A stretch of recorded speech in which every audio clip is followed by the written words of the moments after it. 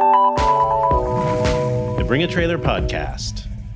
All right, welcome to another episode of the BAT Podcast. This is Randy Nonnenberg, co-founder of Bring a Trailer way back in 2007, and I'm here with some early adopters and enthusiastic members of BAT.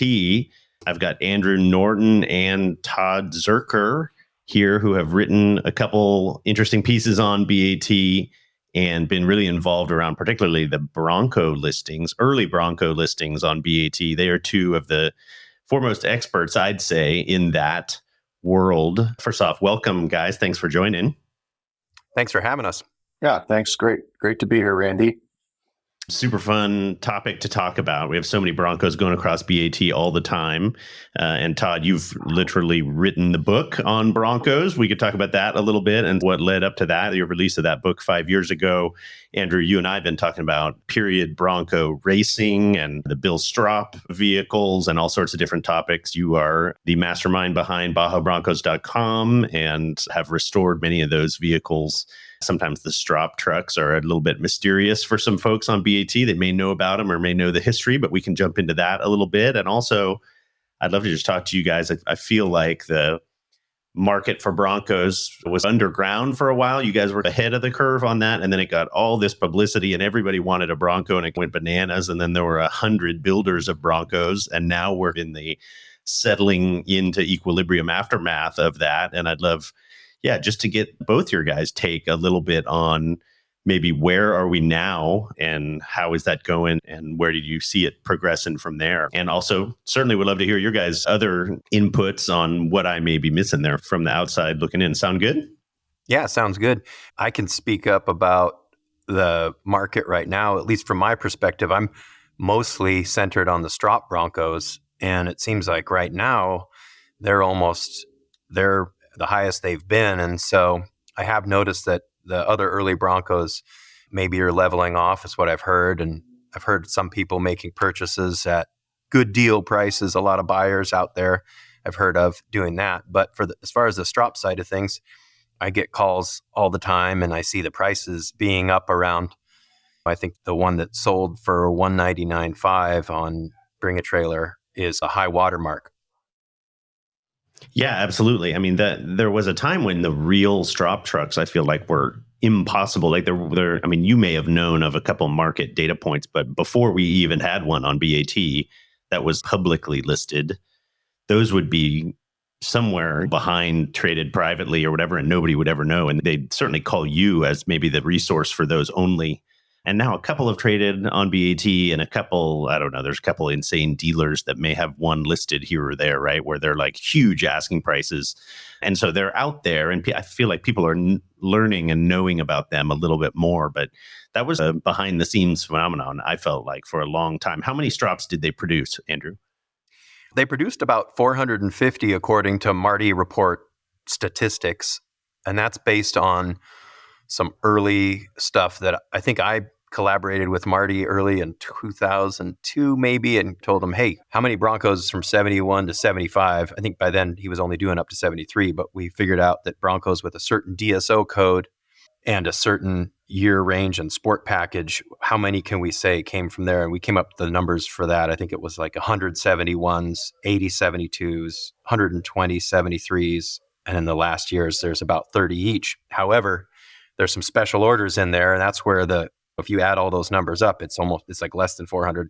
And in reality, gray area ones out there that need to have special eyes on them. But yeah, I would say, to be honest, about between 500 and 600 is probably the true number. Well, I'm sure our audience can hear that sort of expertise and knowledge of those numbers just shows who we're talking about this with here. You guys are the experts on the topic, but you guys are not just two random experts that we've thrown on a podcast. You guys actually have a history with each other going back, a friendship, maybe through the small world of Bronco connections, but you guys have been in trucks together. Let's give the audience a little insight into who you guys are and why we chose you two to chat with on this topic. You guys have been racing Broncos for how many years? You just mentioned 2002. You were digging around in chassis codes with Kevin Marty. That's pretty solid, but it goes back even before that. I know you guys were Ford guys for a super long time, but where did who of the two of you gets to say I owned a Bronco first? Well, I guess I can say I had a Bronco first, but I didn't technically own it. I consider my relationship with my Bronco starting back in 1981 when I was 12 years old at the time and my dad bought a Bronco and I immediately fell in love with it. Like you said, I was a Ford kid, came from a Ford family and thought it was awesome. And I had already started driving a little off-road before that. And so I immediately started driving the Bronco off-road in the outside the little town where we lived and so on. And so that started my love affair with it. So that's 40 plus years ago now. And then Andrew, he and I met each other in the 1990s via some mailing lists and user groups and forums. When I got married a number of years back, my wife's always jokes and says Andrew was my first online romance. And so that's how it started. And at some point, we figured out that we both loved the Stroppe stuff. You can't be into Broncos, and we both loved off-road racing. And so you can't be into off-road racing and early Broncos and not fall in love with Bill Stroppe and all those early pioneers that were down there in Baja banging around in those early years. It's just incredible history, and we really loved it. So, yeah, we've had a long friendship and partnership on some ownership of some vehicles together that made a lot of great memories together, for sure. I guess we started racing we went down for NORRA the first time in 2010, the first year that they had the race. And Andrew and I had a truck that we owned together at the time, and some friends of ours built the truck, restored the truck basically for us. And then we went down with them and they raced it and started it all for us. Fantastic. Andrew, mid 90s, you guys get linked up on, I remember mailing lists. I was on different email mailing lists for a few different types of cars in the early days. That's how people connected over many things before there was BAT and any social media of any kind, really. So that linked you guys up. How broad would you say was the Bronco world back then versus how it feels to you guys now? It felt like a small community. It really was. It was a really small community, and people were starting to put up little websites about just what they were working on in their garage. And we were all on that mailing list. I remember there was a big list of websites that people had created, and there was like 12 on there. And I'd regularly check those to see who was doing what with their green 73, and my friend Terry and his Bronco barn restoring a 66 Roadster, probably one of the first people to restore a 66 Roadster. And it certainly felt small. Yeah, definitely. And now, especially since I'm still so focused on the Stroppe stuff, the Stroppe thing feels big now. So it feels bigger than what we started with in 1995 or 6 with that email list that we had. What was it even called? What was the email list called? Or did you guys run it? Or did you know some dude that ran it? I was one of the 5. I had no tech experience whatsoever. And I still don't when it comes to running stuff like this. But it was called the EBML, the Early Bronco Mailing List. And we started it. There were 5 of us that started it in February of 1995. We were on a larger off-road list, and the Bronco geeks were having side conversations, and somebody said, let's start a Bronco mailing list. And so we split off and started this Bronco mailing list. And then I think there were 2 or 3 mailing lists at one time, and then those kind of collapsed, and we went to the forums. ClassicBroncos.com is a forum that everyone went to. A lot of people still are on there. And then, obviously, like everyone else, you made the transition to Facebook and Instagram and all the socials, but it has evolved. No, I love picking at that and hearing about that. I mean, seeing the transition of cars from being something listed in paper classifieds to moving everything online and how it has connected people or sort of developed the audience and enthusiasm around cars is something that I think is super interesting. So anyway, thanks for sharing a little bit about the olden days. So you guys get linked up. You guys appreciate the perspective one another have for Broncos and Stroppe and early times and racing and different sorts of things. You guys start doing that sort of thing together. Tell us a little bit about how the journey has gone since then. I presume in the early days, you guys were owning sort of standard Broncos, and that has evolved into the kind of more wild stuff that you guys own now, being in race trucks and trucks with early history and that sort of stuff. I presume you didn't just come out of the gate owning Baja winners and that sort of stuff in the day. You probably started with 6-cylinder trucks or standard daily type trucks like most of us started with. Tell us about the beginnings versus where it's come to. Yeah, I guess I'll chime in here about my first Bronco purchase. I was in college and I really wanted a Baja Bronco. I'd already talked a friend into buying a Baja Bronco. So I already was building that skill. And then once he got it, I got super jealous and I answered an ad in Hemmings Motor News for a Baja Bronco. I was so excited to find another one. I'd only found about 4. And I flew to Texas, sight unseen, bought the 73 Baja Bronco, my first Bronco. I'd had What year is Mustang. this? This was 1995, 96, Okay. early 96, January or February. And I drove it back from Texas on these bald tires. And that was my first one, was a true Baja Bronco with the Stroppe paperwork in the glove box and everything. I know the truck now, it's restored and it's in a good home, but that was a neat truck to start with. And then I've pretty much always had Stroppes, but that's just because I'm super fixated on them. And back to like how Todd was saying, if you like early Broncos and you like to learn the history and everything, that's how we both ended up there. But for me, like I was into Shelby's as a little kid. And I think being involved with the Shelby American Automobile Club and how they picked apart things and looked at the race vehicles and they're serious enthusiasts on that level. I applied what I had learned through being involved in that club and all their newsletters and things that the guys, the big dogs from SAAC back in the 80s and 90s would write about. And so that's how I did my research and got so excited about the early racing Broncos. And I think, Todd, you could probably tell the story of the red Bronco that we owned together, because that's when we had been on that mailing list for maybe 2 or 3 years. And then you told me about that one race truck.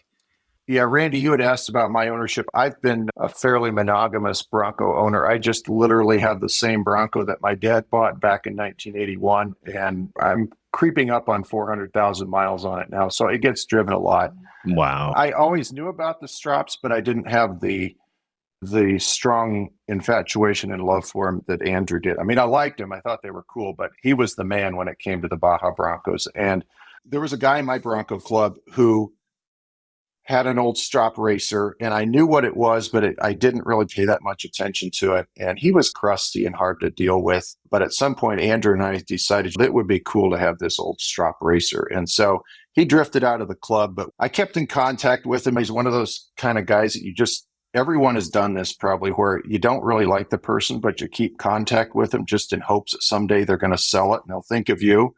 And that's what I did. I dropped by this guy's work and talked to him, even if it was painful.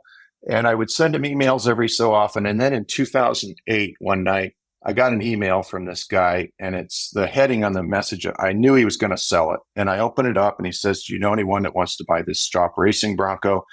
And he had listed the price, and it was within $1,000 of what Andrew and I had previously agreed that we would pay for this truck. And it was like, this is divine. So I immediately emailed him back and said, "We'll buy it." And so that's what started our ownership together and our entree into the racing rigs scene. So I had to bide my time. That one, from the time I first found it until the time we were able to buy it, was 15 years. So we had to really be patient to get that truck. Give us something to chew on here. All I heard was a red Stroppe racing truck. Like, what is this thing? Or what was it then? Or what is it now? Well, it's made quite a transformation. The way he had it, it was configured into basically a Glamis dune runner. It had a high horsepower engine, paddle tires. It was painted red, a Predator carburetor at one time. If your listeners know what Predator carburetors No, I do. were. Sure. And the thing never ran right. That was the thing. He'd always take it out, and then he'd just work on it continuously at our events, and it would never run right. So we got it and worked on it and figured out the history on it. And what we determined was that it was the actual overall winner of the 1969 Mexican 1000, or Baja 1000 as we know it today. And that was the first and only, up until maybe the last few years, four-wheel drive vehicle to win the Baja 1000 overall. It was driven by Rod Hall and Larry Miner. And we did a lot of detective work to determine that, going over old photos and looking at things. And then we had it restored for racing. We raced it in 2012 in NORRA, and then it lived a comfortable life. It was in a movie, it was in a couple of books, it was in several magazine features, and it now resides in a private collection in Colorado. A comfortable retirement, but it's really quite a storied truck, even in the off-road racing world, not just the Bronco world. And it looks like it did in 69 for its win, right? That's its current aesthetic. Yeah, pretty much. It actually, I think we have the 71 or 72 Baja 1000 livery on. It's one of those things, these trucks, they had such a long life and they had so many different paint jobs and liveries. And you're like, well, what's the one that we really like the most? Whatever, it's a color scheme or whatever. And so we had to put a pin in the timeline and say, okay, we're going to paint it like this to look like this. And so that's what we did. Yeah. Even though it wasn't its most famous race, we've got it at with the 72 Baja 1000 livery. I'll say Andrew is an incredible automotive archaeologist with this stuff. He can sand down paint on cars like guys analyzing tree rings to determine how old trees are. I mean, it's just, there were 4 or 5 layers of paint on the fiberglass, Andrew? It was incredible. Yeah, they basically, you could tell the timeline of the race, and that's also part of what some of the trucks were white and orange, other trucks were blue and orange. The blue changed a couple times, and we were able to trace that all the way back on one of the door inserts, all the way back to 69 race. Super cool. Okay, so that one is a milestone. That may be is that the best Bronco out there, or are there others? Or are you guys big Ollie believers? Or what's the mountaintop for Broncos? I think maybe it's that truck that you guys restored and raced. I would say maybe this is just my opinion, and I think Andrew could chime in too. My opinion is Big Ole is the mountaintop, but most people can't get to the mountaintop. And so for a couple of guys like Andrew and I to have that truck, the 69 winner, I think that's probably pretty darn close to the peak for what we could have. And Andrew, you've got some other ones, so maybe you have some other feelings on that. Yeah, and I think with what Stroppe did with the racing Broncos, I mean, he started with 4 trucks that were pretty close to stock that were given to him by Ford, and they evolved so much over the years. And even when you take the 69 winner that we had and the level that it was prepped to, but then you compare it to what Parnelli was racing in the same race, was a very similar truck, although it was sectioned a couple inches and shortened about 4 inches and 2-inch shorter wheelbase. They were already getting into that, I want to build Big Ole mindset, or Parnelli was. He wanted something lighter each time. And then by 70, they had the Pony, the 2-wheel drive truck. I mean, you can put them all next to each other, and each one of these things that still exists, which is about 7 or 8, I think, if you include Big Ole. And there's probably a couple more out there that aren't in the spotlight, but if you put them all next to each other, they each have unique features and things that make them special. So it's really hard for me to say Big Ole's the top of the mountain and the 69 winner is something that the average Joe can get their hands on it. I mean, we got our hands on it for a while, but I guess it's just hard because each truck seems to have its own idea of what was going to get the race won, and it's unique to that truck. So that's what's interesting to me, at least. I think it's interesting to a whole lot of folks. So I think, I've been lucky to visit your shop up there in Marin County and see some of the crazy trucks that you have in there. I'm sure that's only just scratching the surface of the ones you've seen and maybe even restored. But yeah, seeing the ones with the race modifications and you walking me through top to bottom on those trucks was fascinating for me. And there's so much to learn there. And talk to us about NORRA and how it's open the door in terms of people's enthusiasms for these types of trucks. I think, first of all, there's that event, but second of all, there's these vintage trucks. Like, are they all going into museums, or are these going to be out and used the way that you guys were using them in what you were saying, 2012, 13, 14 sort of time frame? Do you think more of the special stuff is being brought out and used, or more of the special stuff now is being stashed away? I feel like a lot of it's being stashed away a little bit. There's a couple people in NORRA that are still racing really important vehicles. My friend Mac runs the Dodge pickup truck that Rod Hall drove the most, and he's pretty adamant about having a vintage vehicle to drive, and I commend him for keeping on using that as long as he has. We got to a point where we had the opportunity to run another Stroppe Bronco, but it wasn't a Stroppe racer. So we ended up shifting gears and getting out of the 69 winner and racing something that Baja Broncos Unlimited built for a client, and just had a really good team together like that. So that was centered around having a car and a team that owned the car. But yeah, I think I have seen less original race vehicles out at NORRA in the last 4 or 5 years. But I'd like to see people run them. But then there's also that thing is that they're a piece of history. So better be careful. I mean, we took damage a couple times in NORRA. It's part of the game. But I'd like to see more people racing vintage stuff. But I also would love a place where we could go to a museum and see it all there. And I feel like those days are heading here soon.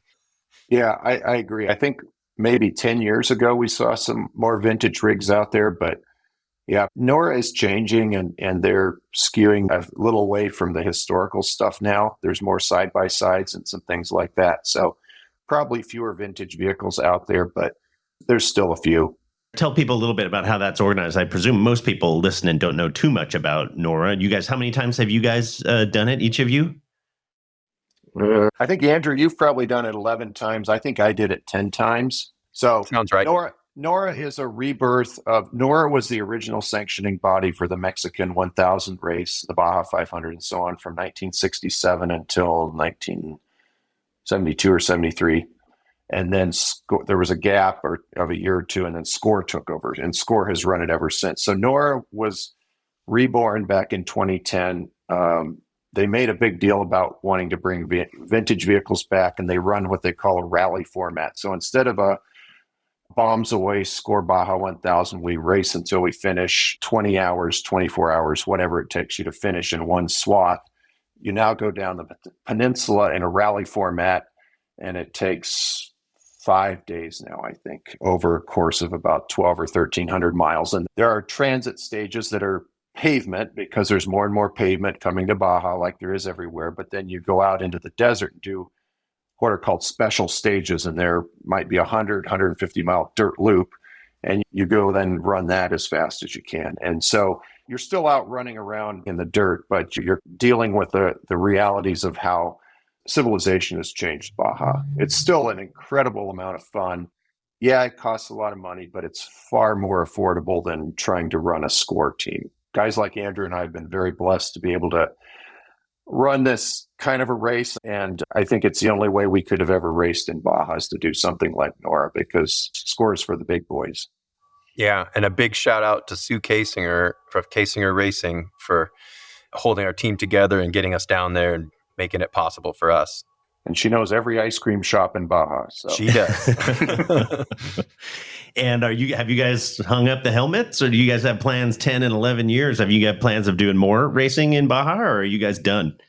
Well, I would say we're not done. I will say we're on maybe, I don't know, what do we say, Andrew? Maybe we're on a little hiatus until we get another truck done to go down there. Yeah, mini hiatus. We have one truck that we really want to bring down there again, but it needs a ton of work, and we're chipping away at that, but we need a little bit more time to get it done. And it's the overall winner of the 70 Baja 500, Parnelli Jones' first win in Baja. Is that right, Todd? Yeah, first time the Pony Bronco ever held a Bronco together to win. And so that's our new truck that we co-own together, and doesn't really look anything like it did in 1970, but it'll be close before we come to the start line again with it. So I love that. That's fighting the good fight, as far as I'm concerned. You say I'm a little sad, Andrew, when you say, yeah, they're not bringing vintage trucks out anymore. You know, these are all going to be in a Las Vegas museum, and we're going to remember the old Mint 400 days or whatever. But man, one thing I do remember, when there was a good amount of PR around NORRA's sort of rebirth or relaunch in 2010. I'm not as lucky as you guys that I've got to be out there and get my hands dirty, but I've watched it from afar, and I just thought that was so great that seems like the primary venue for getting the old stuff back out, right? Because those are the pictures. Even, I know you guys love Broncos, but even the pickups that were running, the Motorcraft livery Rangers and all that stuff that was running, I mean, bring that stuff out. Those trucks have to be all hiding somewhere, and nobody's running those in modern SCORE racing. So I was super encouraged when NORRA was redesigned and rebirthed, and obviously it brought a bunch of your cool Broncos out, but it's brought,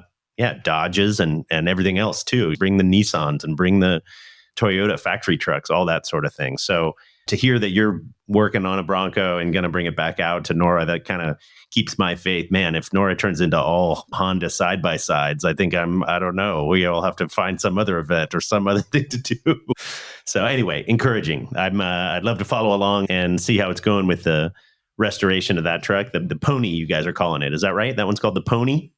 Yep, called the Pony. And that was, I think Stroppe or Parnelli called it that. Somebody named it. They named several of the trucks, which is handy if you're not looking to the detail that we are. If you're looking at pictures of the trucks, a lot of them had the name of the truck or its race record on the windshield header panel just below the windscreens. And this one was called Pony, and I currently own one that was called Colt and Big Hoss. And it was nice that they named them each one instead of just being car serial number 4.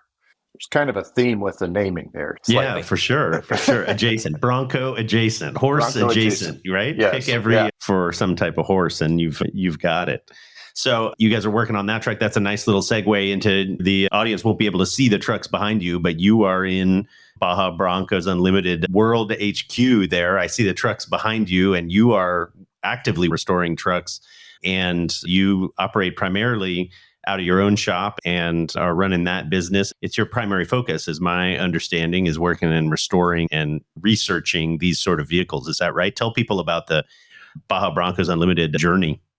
Yeah, absolutely. I started it as a side gig in 1998 and started producing the decals and everything, met with Willie Stroppe and got his blessing to do a lot of what I do. And from there, it just got Willie busy. Is Bill's kid, or who's Willie? Yes, Willie Stroppe is Bill's son. And sadly, he passed away last August, I think. And he became a friend of both of ours. And he was always someone that we could go to and show what we'd found or ask about what we found. He was helpful many times with both the racer research and then some of the, like I said, those other Stroppe Broncos that are, hey, why is this one yellow? Or why does this one have 2 hoops on the roll bar instead of 1? He was always there and helpful with us, but not highly involved in early Broncos in the last 20 years, except for maybe the last 5 or 6 years. He went to shows and helped the awareness there. But yeah, so around 2008, I went full-time doing body off restorations. And then I'd also do the buying and selling and also have had to help some people authenticate trucks, appraise trucks. Baja Broncos, it's like you said earlier on, they weren't out in the spotlight, but there was a lot of us who recognized what they were and were very excited about them. And sometimes I would have to write appraisals showing the history of Baja Broncos to either an insurance company or a dealer or somebody who had one, just so they would have something to go on. Is like, okay, this thing's authenticated and it is valuable. So that's something that I also do. And then after finding that one racer that Todd and I had, I also just made it my mission to look for these other racers and find them and find new homes for them. It's my main gig now, and it doesn't have a definition that fits into a box, but I do a lot of parts procurement and appraisals and events and still do restorations. I've got a 73 Baja Bronco frame off that's coming to completion. And then I'm working on a lifeguard Bronco that Bill Stroppe built 2 of for Long Beach City. And they're super cool. It's like a Baja Bronco with a surfboard on top and a gurney on top and all the resuscitation stuff inside it, sitting on 15x10s, Gates Commandos. It's a cool thing.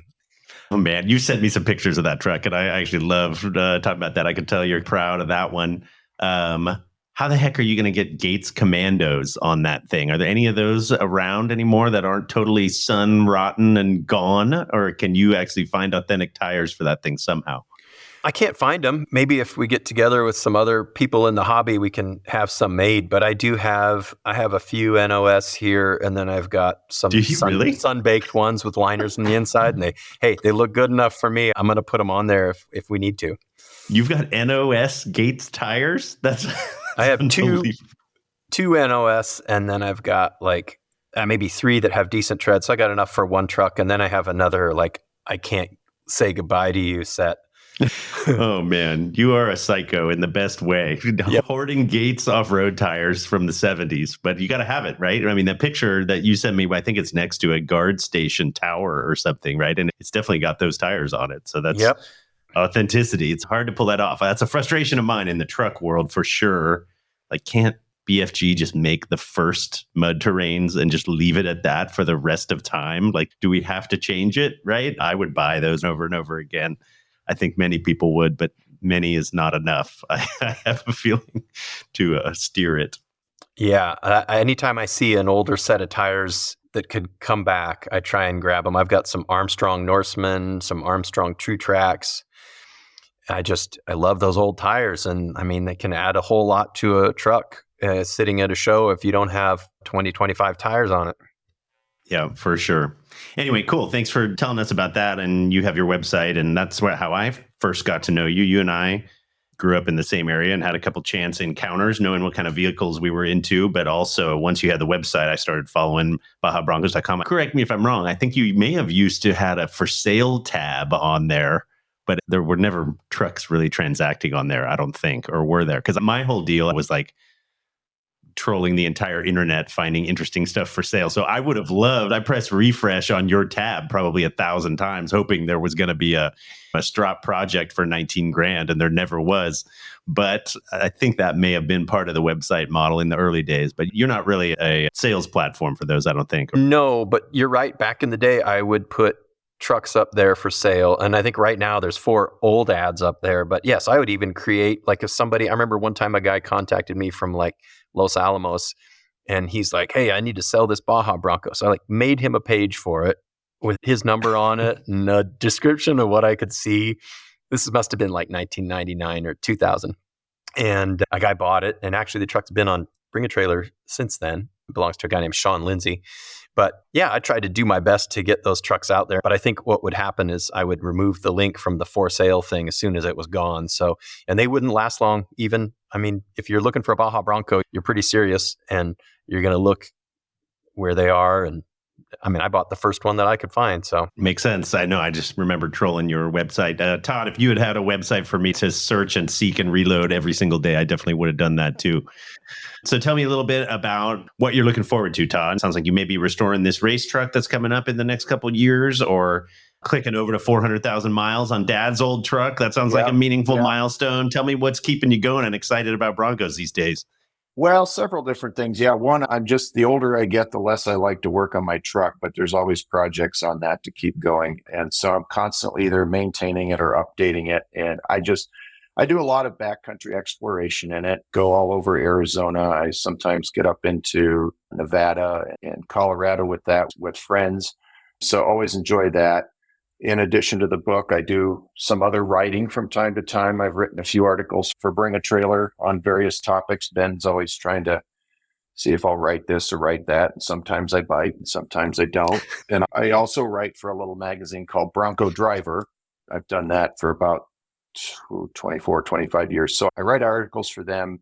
I write a few articles for websites here and there, just interesting things that come up. The book gave me a few opportunities for things. I was able to help Ford with their website when the Bronco came out and help them with some history of that. And there's other opportunities I'm out there between writing and driving my Broncos. That's what I look forward to. And of course, getting the race truck going in the next few years as well, because once you get that Baja itch, it's got to be scratched. And it's just hard to not be down there every year, driving through the silt and the dirt down there.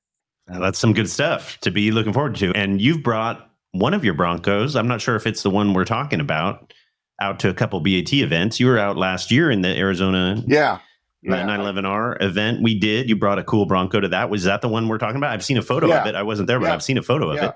Yeah, that's the one. I brought it to that. And I think another time, this was way back in the early days, I met you you had a little BAT Easy Up at Copper State before the Copper State 1000 one year. That Absolutely. was way back. Met you and had my Bronco there that year. I came to the BAT event this past Saturday at OTTO, but had some friends in town, so bringing the Bronco out wasn't really in the cards. But if you guys are in Phoenix, I'm usually at one of your events to meet and greet people and look at all the cool cars. I love that. Appreciate that. No, there was 4,000 people or something there on Saturday. It was fun. And I always appreciate that you're a supporter and you're out there. And just having Broncos out there and visible, I think, is really cool, as they got a reputation for being expensive, I would say, in COVID when the SUV kind of craze went nuts. And I would say Broncos are at the top of that, right? I mean, Cruisers got expensive, Scouts got expensive, everything kind of went nuts. But Broncos really just rocketed. And it was like, oh man, is this the last time any of us are going to afford any Bronco of any flavor? Not just the Stroppe ones, but any of them, right? And I think they settled down, particularly than just normal run-of-the-mill Broncos, are back down to a somewhat attainable level, which I actually think is encouraging because that means more of them will be driving around instead of, again, hidden away in collections and that sort of thing. But have you guys seen that? Or what do you guys think? I want to ask you two more things here as we maybe close. Obviously, the sort of cycle of the market post-COVID, we'll talk about that. But then also, obviously, what Ford did with the relaunch of the modern Bronco and what that has done for the vintage ones, positive or negative. I'd love to hear you guys' input on that. But given that things have mellowed out a little bit here post-COVID, do you feel like the Bronco enthusiasts, like I want to see young people driving Broncos around. Like, I don't know if that's a pipe dream now, given some of the price points, but it's cool to see people in their 20s driving old cars and appreciating them as opposed to just a bunch of old guys who wanted them back in the day. And it was tough for that in COVID when they all became $80,000 and $100,000 to drive a just run-of-the-mill Bronco. I mean, I think it got crazy, was my point of view. What did you guys think about how that was, and how did that evolve the sort of user base? Well, it definitely shifted the enthusiast base away from the longtime enthusiasts that Andrew and I described earlier, for sure, into a lot of people that just wanted a cool truck to drive around and be seen in, I think. I live in Phoenix, so there's tons of Broncos around, and a lot of them, they go to the gym or they go to the ice cream shop or that kind of thing. So you'll see a lot more of those. Although, like you said, I have seen the market simmer down a little bit. Just an example, I have a coworker here at work. He's not a young guy. I'd say he's in his 40s. He's been after me for an early Bronco for probably 4 or 5 years, and they just kept going up and up, and he didn't adjust his calibrations on what he wanted to pay. So I said, Mike, you're never going to find one. It's just bonkers. And so literally, finally, about 3 or 4 months ago, I found one for him that a friend was selling here in town, and they made the deal, and he now has a Bronco after sitting here dreaming of one for 5 or 6 years. So I think there are people out there now that are finally maybe able to get something other than just a rusty chassis for $30,000. He's got something that's running and driving. And I see that. I saw that. I went to Barrett-Jackson for several days this past weekend, and there was one truck there that was, it was pretty decent, make a nice driver, and it sold for $30K. That's more within reach of what people can afford. I think the resto mod types with the Coyotes and the 10 speeds are still going to be huge dollars, but I saw those softening too. The last 2 or 3 years, a lot of those trucks were between $200,000 and $400,000. A lot of them at the show this year of the same build caliber were more 100 to 160 or 170. Now, that's still crazy money for most of us, but it does show that the top line on even those top trucks is coming down in terms of price. So I'm hopeful that the Bring a Trailer more podcast. People back into them. I have a nephew. He's a senior in college now. He got a Bronco from Andrew running and driving, I don't know, probably about 5 years ago, 6 years ago, maybe right before COVID came and prices went crazy.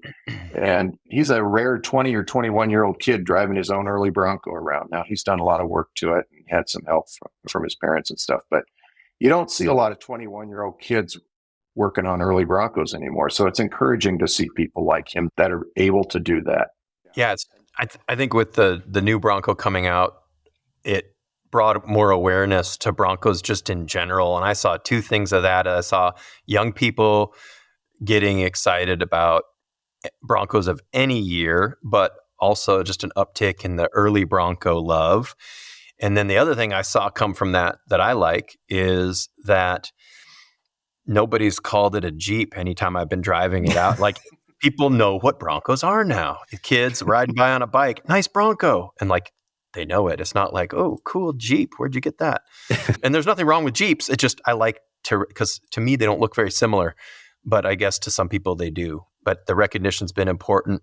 And then speaking to the market side of things on the other level of I'll go down to the project level to get in tune with bring a trailer. You need to bring a trailer to buy some of these Broncos that are offered for sale because they don't run. But I'm still seeing it very difficult to find something in the 18 to 20 range that, needs floors and needs everything. That's still a hard truck to find, honestly. Every time I see one for 18 or 20, I said, oh, maybe I should go look at that and let's just see how bad it is, especially if it's running. Because even the chassis, you see somebody selling a chassis and a title and it's 10 grand still. So the lower end of it, I don't see the lower end trucks dropping much yet. That's helpful. It's helpful insight. It's interesting to watch, right? I mean, the COVID phenomenon was a weird one, and the modern Bronco change was super meaningful for Ford and for all you guys as enthusiasts. And we see them all over the place, and the Bronco names all over the place, and a bunch of marketing. And I think it's great. I think it's all positive, and I think it is increased awareness on early trucks. I've known a number of people who weren't destined for an early truck and steered them towards getting a modern Bronco, which was the right call 100%. And that's what they got. And they're very happy, and they would have been miserably unhappy in a vintage Bronco just because they thought it was the fantasy. Doesn't mean it would have played out so positively in real life. But then there's some folks that I've had a very similar story, Todd, a couple people that kind of waited out the huge bubble. And then they're like, hey, wait, these are starting to get a little more reasonable. So a couple guys that have grabbed them on BAT in the last 6 months, and it's cool to see them in them. They just had to wait a little while longer. So anyhow, it'll continue to evolve, and you guys are right at the heart of it. And overall, I just wanted to express that we definitely appreciate that you guys are involved in BAT and the BAT community and share your insights. I see you guys commenting on Bronco listings that we have on BAT, and the more information that can be out there and can be shared, I always think the better. So I'm a big fan of folks that were on email mailing lists back in the 90s trying to share stuff with folks. And now that's playing out with BAT as a component of that. So I wanted to say thanks to both of you. Absolutely. Thank you for the platform. It's addicting. And I'll confess, I spend way too much time on there. I have a routine, but I've made some friends. I haven't met the people in person yet, but there's a few people on there that I consider friends now, and I know nothing more than their username. I try and be on there more as I can, especially when the Stroppe trucks and other cool Broncos, if I've got some time, it's fun to get on there and see what people are saying, add something if I can. It's great. Fantastic. Well, I appreciate that from both of you guys. We'd love to see more Stroppe trucks on there too, Andrew. I know you're feeding those into their proper homes, and if you auction them on BAT, who knows where they go? They could go overseas or who knows what. So that's a little terrifying. But in general, we'd love to see a few more out there and visible so people can learn about them. I love that they're not really a secret any longer, and that story is getting broader and broader. And both of you guys are a meaningful driver of that and helpful for that. And your racing stories are inspiring. So I hope you don't roll your eyes when a guy like me is asking you all about your racing stories. I love hearing all that. So hopefully I'll be able to see that firsthand before long. But excited to chat with both of you. Thanks so much for spending some time with us today. And any parting shots from either of you? Thank you so much for having us. It's been fun chatting with you guys. I feel like sometimes I don't chat enough about this stuff, and thanks again for that. Yeah, just thank you for the opportunity to be on. I was very honored when Ben sent a note and said, hey, would you guys be on? I was like, wow, okay, because I love listening to the podcast, and it's just an honor to be on. Thank you. Oh, you guys are kind to say that. Yeah. We like giving people a little more context about who these people are that are commenting on vehicles. So it's good to hear your actual voices. So thanks for the time today, and hope we can connect with you guys again soon. And for everybody out there listening, thanks for listening to the BAT podcast, and check in for the next one.